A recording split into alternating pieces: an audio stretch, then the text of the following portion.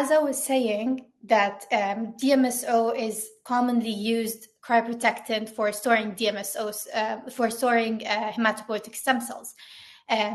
However, using high concentrations of DMSO can be toxic both to cells and lead to adverse reactions in patients, either during or after transplantations.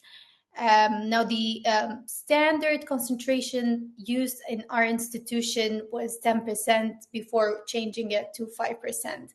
And the reason we decreased the percentage was because during the COVID-19 pandemic, we increased the number of cryopreserved stem cells.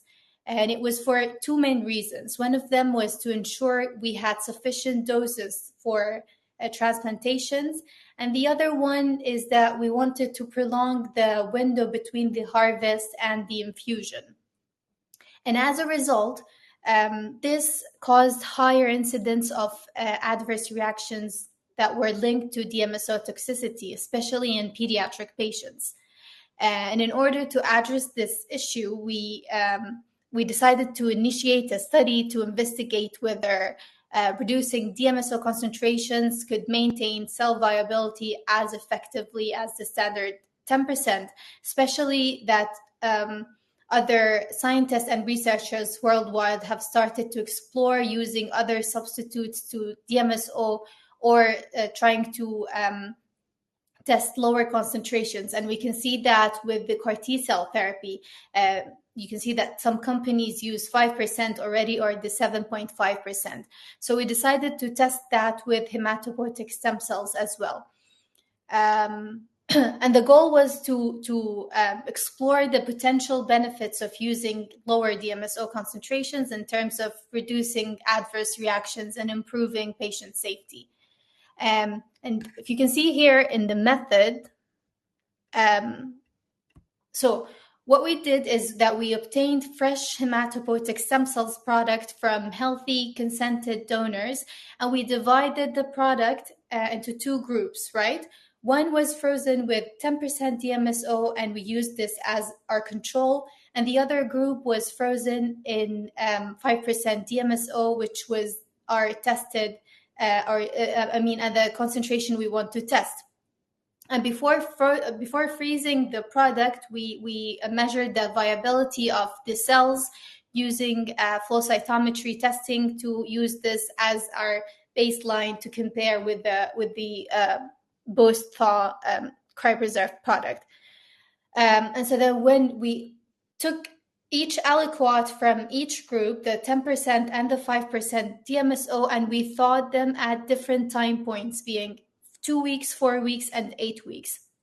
And we measured each one of the samples using flow cytometry analysis again to test to measure the viability and the cell count of stem cells using the CD34 markers, and then we compared them to the fresh product pre-freezing. And so you can see here in the results of the study that our analysis revealed that there was no statistically significant difference in cell viability between the 10% and the 5% DMSO groups, which was a great thing. Moreover, here, if you can see the CD34 levels, you can also see no statistically significant difference in CD34 levels or count, even though like the 5% DMSO groups consistently showed higher CD34 levels in comparison to the 10% DMSO across all time points. It still wouldn't be like as a statistically significant difference.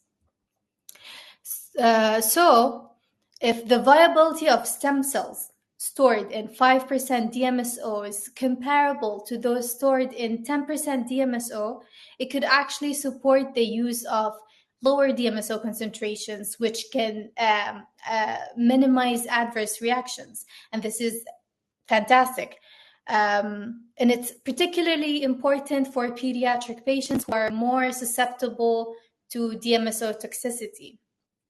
Furthermore, like another advantage of using a lower DMSO concentrations was, so the current calculation for DMSO dosage is based on the body weight, right? So each patient can take 1 ml of DMSO per 1 kg. So, and this sometimes can limit the amount of stem cells that patients, especially with lower body weights, can receive. And as a result, this can lead to prolonged or unsuccessful engraftment because they would have 2 day zeros instead of 1. And then by using a lower DMSO concentrations, we can actually ensure that patients receive the full dose of stem cells without the risk of DMSO toxicity. So in conclusion, our study suggests that reducing DMSO concentration from 10% to 5% does not actually compromise the viability of hematopoietic stem cells. In fact, it may even lead to higher CD34 levels. And this finding is amazing because it's important. It has important implications for improving patient safety and optimizing stem cell transplantation procedures, especially in pediatric population. Thank you very much for your attention.